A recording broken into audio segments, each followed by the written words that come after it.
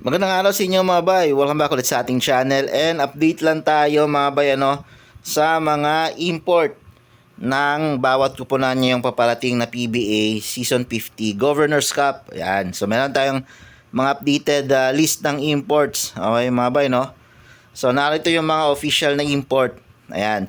So simulan muna natin sa mga bagong import So ang currently na lang na team na wala pang import sa ngayon na official is yung Titan Ultra. Yung tira firma, meron na silang import mga bay, Ang kinuha nila si Justin Strings. Ayan, so kakatapos lang ng tune-up game nila kanina kontra sa SMB. Yun nga lang, tinambakan sila ng SMB. So, kumbaga, kinuha ng tira firma dito na si Justin Strings, mala Justin Brownlee, yung laruan. Hindi lang yung pangalan yung ginaya, pati yung laruan daw nito ay mala Justin Brownlee daw. So, titignan natin kung gaano ka totoo yung laruan nitong si Justin Strings mga bay, Nakita ko kanina yung sa clips sa tune up nila sa SMB. Medyo hindi pa ako konbinsido na mala Justin Brownlee yung laruan nitong si Justin Strings mga bay, So abangan natin pagdating ng opening ng Governors Cup. And then sa Converge naman ang kinuha nila dito mga bay, is si Jalen Hudson. Okay, so etong import ng Converge is balik import to. Ito yung dating import ng TNT bago pinalitan ni RHJ. Ito yung first season ni RHJ sa PBA mga bay, Ito yung dating import ng Token Text. Actually, malakas tong import na to mga bay, Heavy scorer to. In fact, nasa undefeated yung TNT nung naglaro si Jalen Hudson sa kanila, So, 5-0 sila nun. And then, nagulat na lang na biglang pinalitan si Jalen Hudson. Ang problema kasi dito kay Jalen Hudson, walang depensa. Malakas siyang umiscore pero wala siyang depensa. So, medyo naging liability siya kahit na undefeated yung TNT during that time. Pinalitan siya ni RHJ. So, yun yung kinuha ng Converge. Pero matagal-tagal ng panahon yun nung huli natin nakita maglaro si Jalen Hudson, dito sa PBA. So, hindi natin sigurado kung ganun pa rin ba siya ka-heavy scorer compared sa last time na naglaro siya sa TNT. Yan. So, next naman is Meralco. Ang kinuha nila si Jordan Varnado. 29 years old din to. Batang-bata din. Yan, nasa prime pa. So, naglaro na rin to sa Meralco dati, sa Asian League, yung parang IBL ba yun or EBL, Asian Basketball League para sa Meralco. So nakapaglaro siya doon bilang import ng Meralco and ngayon kinuha siya bilang import para sa Governors Cup. Okay, so malakas din to mga bay. Dapat din tong abangan. Mga nasabi nating mala Allen Durham din yung laruan nitong si Jordan Vardano. Ayan. So yun yung mga bagong nadagdag sa import.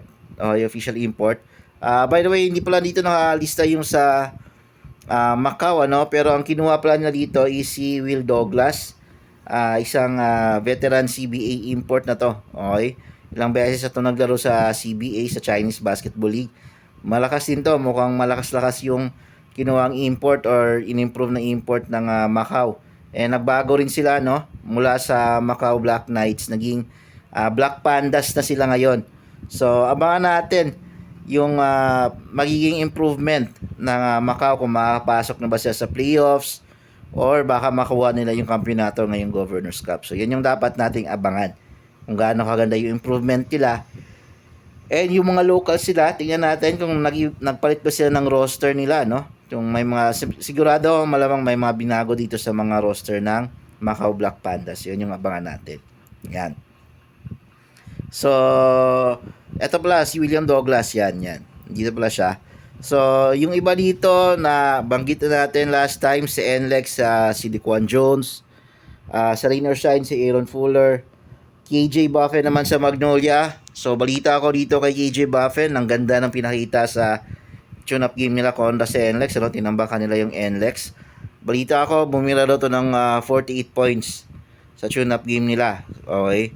Kontra sa NLEX.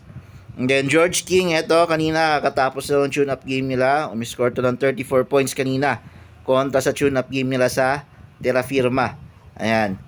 Tapos Darius Days, eto underrated. Masasabi ko ito, isa to sa mga dapat ninyong abangan. Temporary import lang to ng TNT, pero nung huling na nakita ko yung laruan nito nung nandito yan sa tune-up game nila sa TNT and sa Japan, may tulog yung mga teams dito kay Darius Days.